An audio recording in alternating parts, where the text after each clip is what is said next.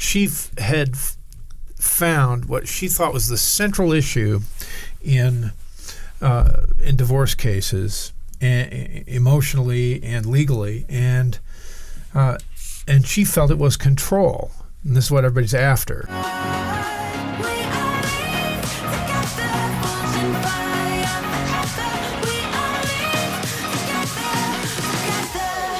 And if you really think about it, control is a huge thing that people are looking for in their divorce case.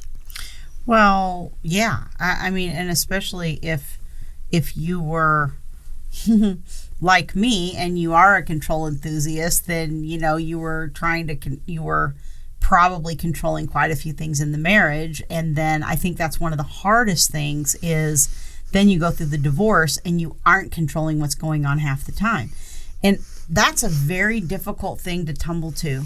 I can remember my ex-husband coming and picking up my 11 and 15-year-old, and them getting in the car and going with him. And it was just like, what stupid thing is he going to do that's going to put them at risk? You know? True. It felt that way. And I was very upset because I felt like my ex-husband was just in this place where he was making poorer choices than he normally did.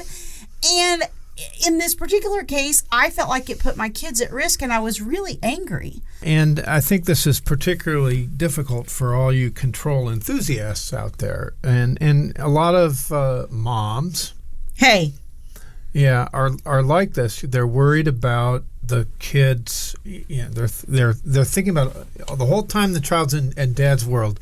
They're on pins and needles about what's going on over there. Oh my gosh, she's giving him chocolate. You can't have chocolate that close to bedtime. Oh my gosh, he's letting them watch TV at 10:30 at night. Or, oh my gosh, he might give them peanuts. But it feels very unnerving as a parent, and I think the younger your kids are, the worse it is. I mean, at least in my case, my 15-year-old had a phone and he could call me and, if there was an issue or whatever. But when you're dealing with this and your kids are, 2, 3, 4, 7, 8, this can be really, really difficult because you don't trust the other parent at this stage sometimes, depending on them, to make decisions that aren't going to put your kids in harm's way. And yet you're pretty much unable to do anything about it unless something actually does happen, because the court's priority, and rightfully so, is that the child have a relationship with that parent. The problem becomes is that, you've kind of been used to having a certain amount of control. And I think that's true for all of us to an extent, even if you're not the more controlling person in the episode. Goodness. You are the more controlling person in the episode. Apparently I am. If you're the more controlling person in the marriage or in the relationship, and, that is, part of how we influence the other person and part of how we do all that.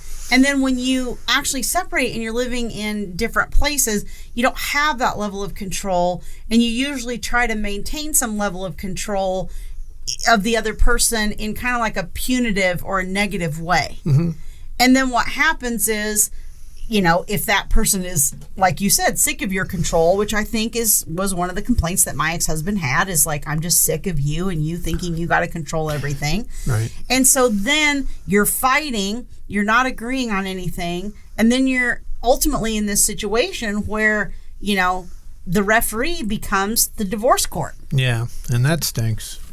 It really does, because now you have this person who is going to be making the decisions about, your parenting, about your finances, about, your income, and they're going to base a lot of their opinions on your own personal conduct. That's right. Or the way you behave toward the other person. So what do we do? Well, right. What we do is we kind of hunker down and accept that this is the person that you chose to be the mother of your child.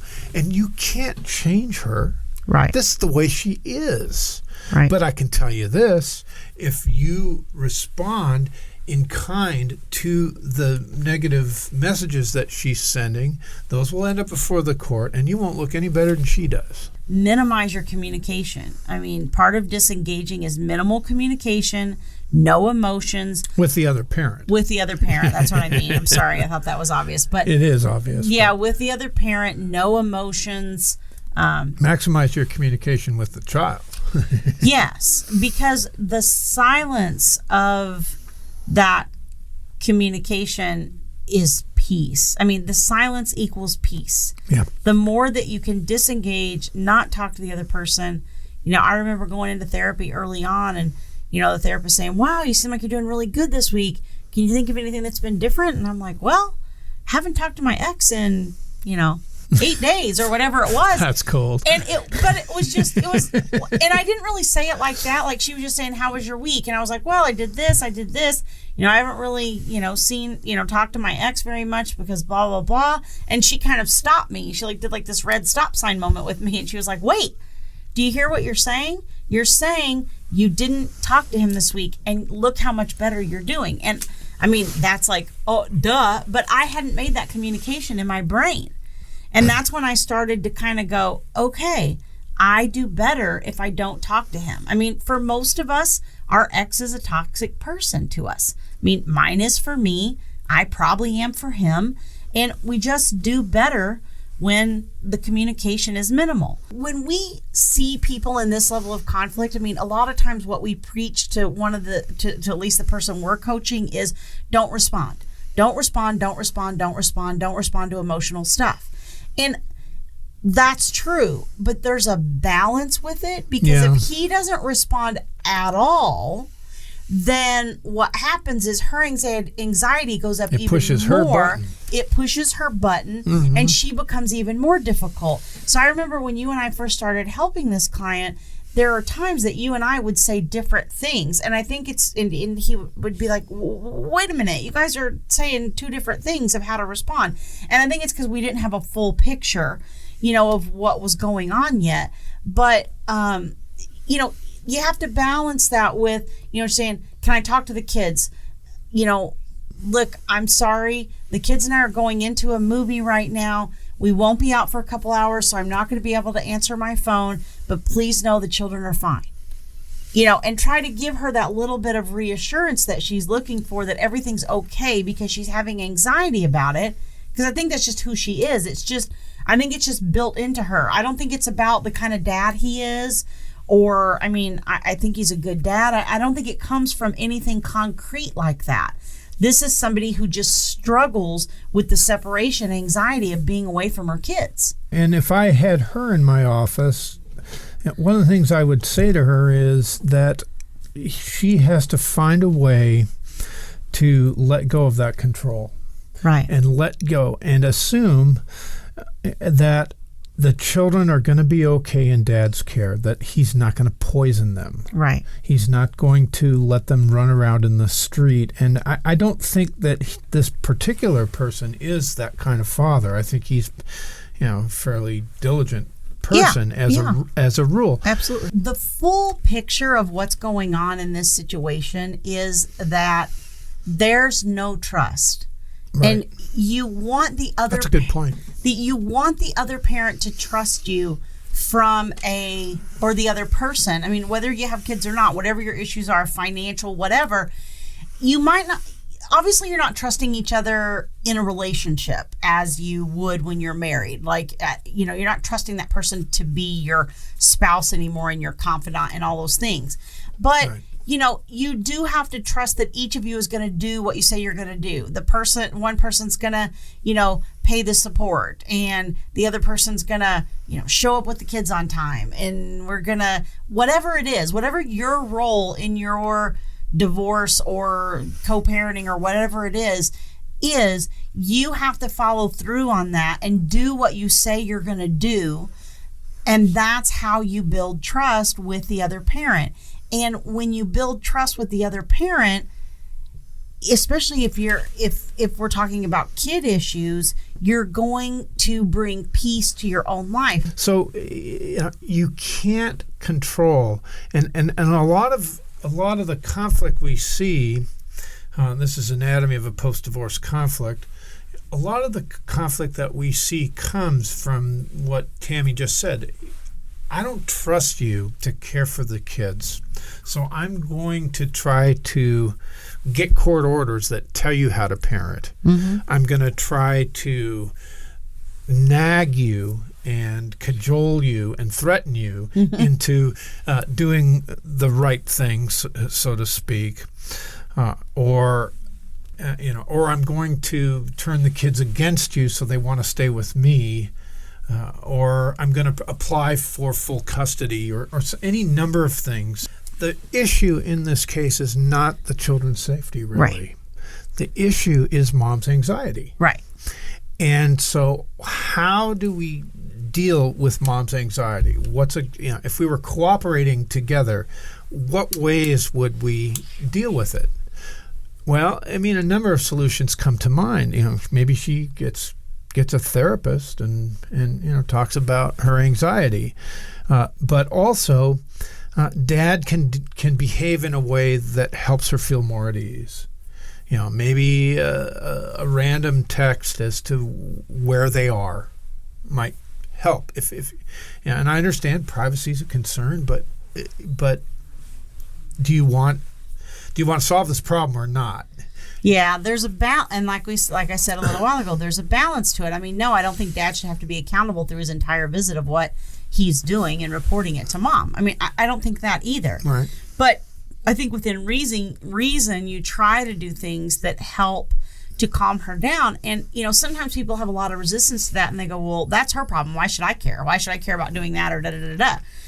And they kind of have this attitude. And it's like, well, you don't do it for her, you do it for you, because she's driving you nuts. And so in order to get that peace, if you can assuage her anxiety, you bring yourself peace in the relationship. And that's really what it's about. During a marriage, a lot of times, I think especially moms, we're the go-between. I was the go-between. I was the person that managed the relationship between my husband and the kids. And what happens when you get a divorce is you're removed from that. The other parent and the kids now have to learn to have a relationship with each other without you present.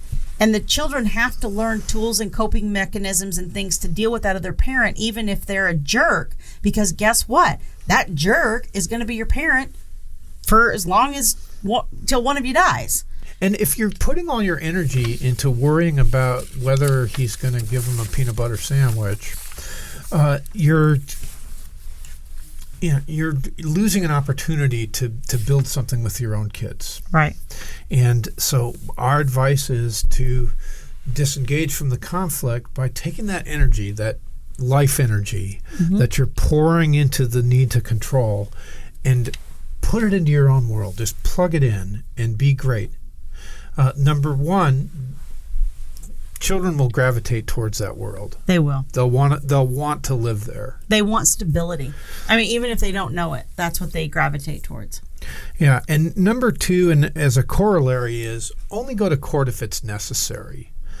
Don't go to court over little things that don't matter much, because it's not going to give you what you want. It's not going to give you the result you want, and it takes money and energy. And the confrontation will sap your ability to parent. Make a decision that you're not going to try and influence that world through the litigation or through the communication or anything else. Right. And this is what I tell parents, and this is something I learned when I took the high conflict class. It takes a lot of energy to go across the wall and influence their world. It takes a lot of money and energy to get an RFO, or request for order, going and get a custody order.